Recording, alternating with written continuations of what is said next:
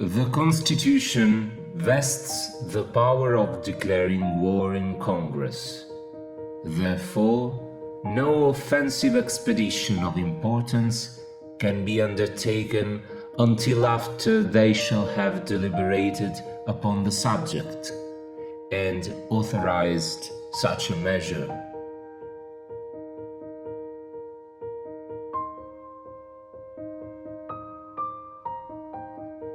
Bad seed is a robbery of the worst kind, for your pocketbook not only suffers by it, but your preparations are lost and the season passes away unimproved.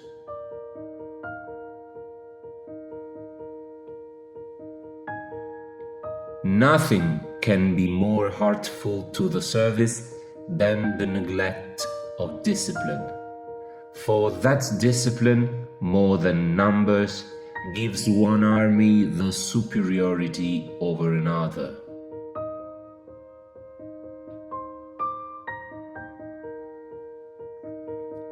My first wish is to see this plague of mankind, war, banished from the earth. True friendship is a plant of slow growth and must undergo and withstand the shocks of adversity before it is entitled to the appellation.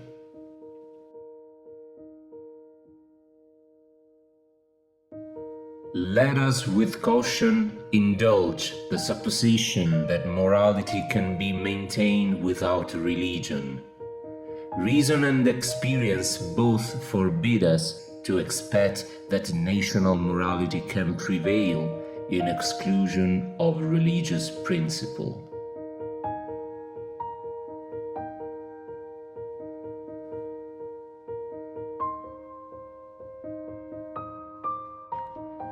The time is near at hand which must determine whether Americans are to be free men or slaves.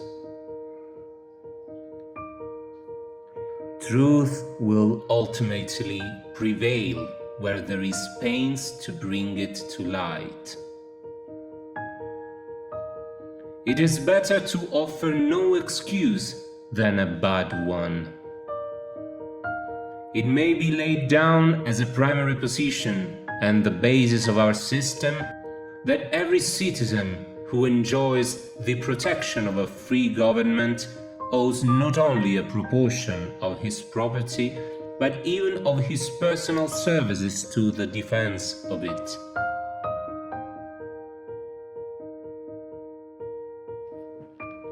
Be courteous to all, but intimate with few, and let those few be well tried before you give them your confidence.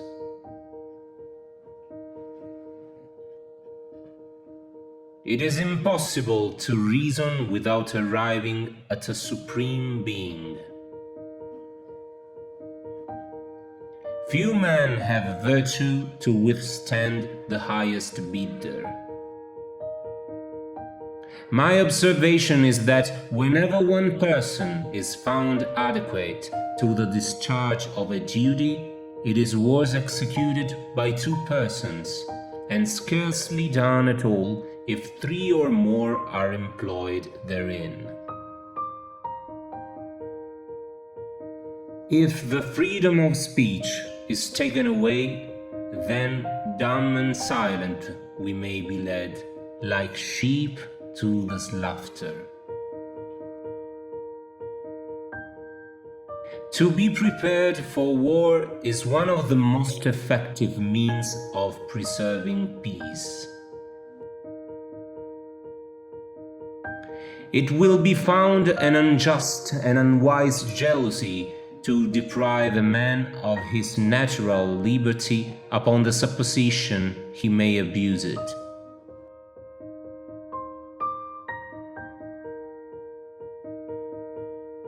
I walk on untrodden ground.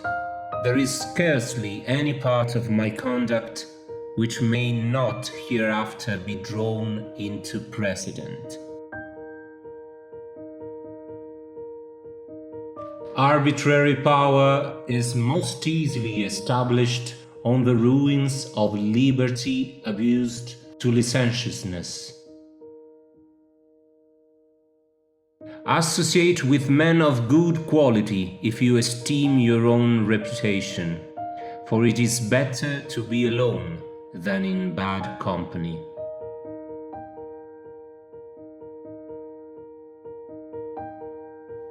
When we assumed the soldier, we did not lay aside the citizen. The Constitution is the guide which I never will abandon. A slender acquaintance with the world must convince every man that actions, not words, are the true criterion of the attachment of friends.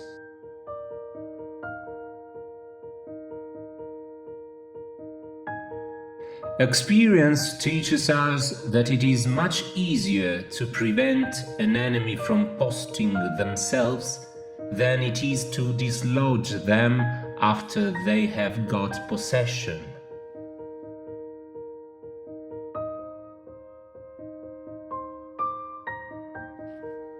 Overgrown military establishments are, under any form of government, inauspicious to liberty, and are to be regarded as particularly hostile to republican liberty.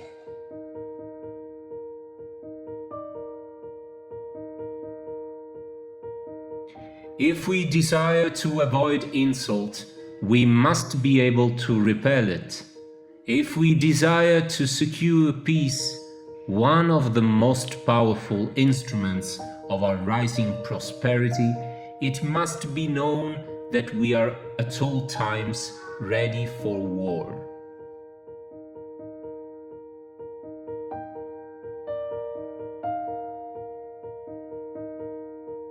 Someday, following the example of the United States of America, there will be a United States of Europe.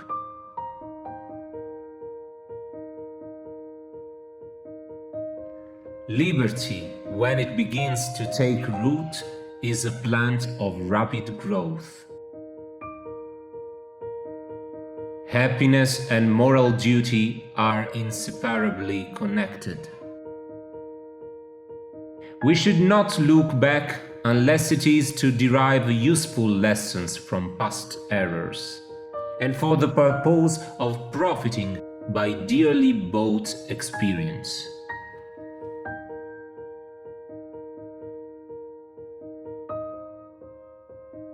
I have no other view than to promote the public good, and am unambitious of honors not founded in the approbation of my country.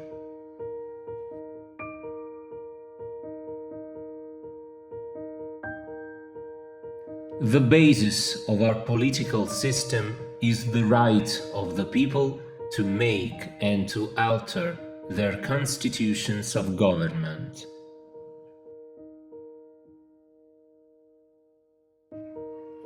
The foolish and wicked practice of profane cursing and swearing is a vice so mean and low that every person of sense and character detests and despises it.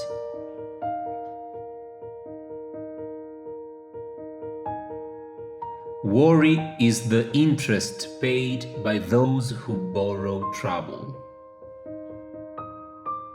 Observe good faith and justice toward all nations. Cultivate peace and harmony with all. Guard against the impostures of pretended patriotism. Discipline is the soul of an army. It makes small numbers formidable, procures success to the weak and esteem to all. Let your heart feel for the afflictions and distress of everyone, and let your hand give in proportion to your purse.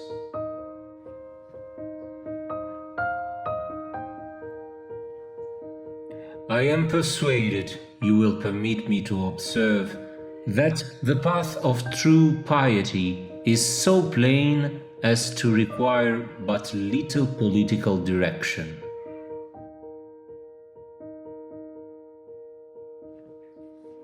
I beg you be persuaded that no one would be more zealous than myself to establish effectual barriers against the horrors of spiritual tyranny and every species of religious persecution.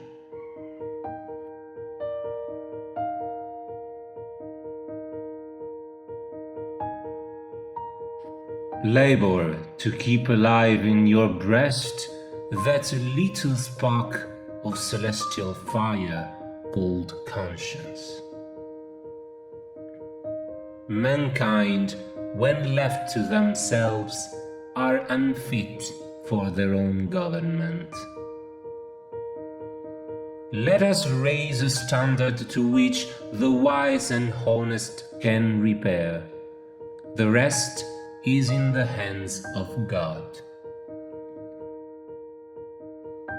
I hope I shall possess firmness and virtue enough to maintain what I consider the most enviable of all titles, the character of an honest man.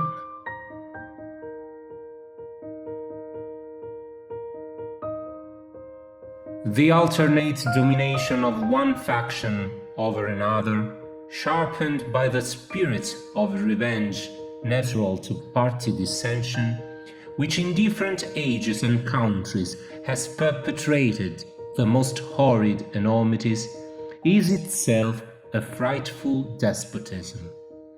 But this leads at length to a more formal and permanent despotism.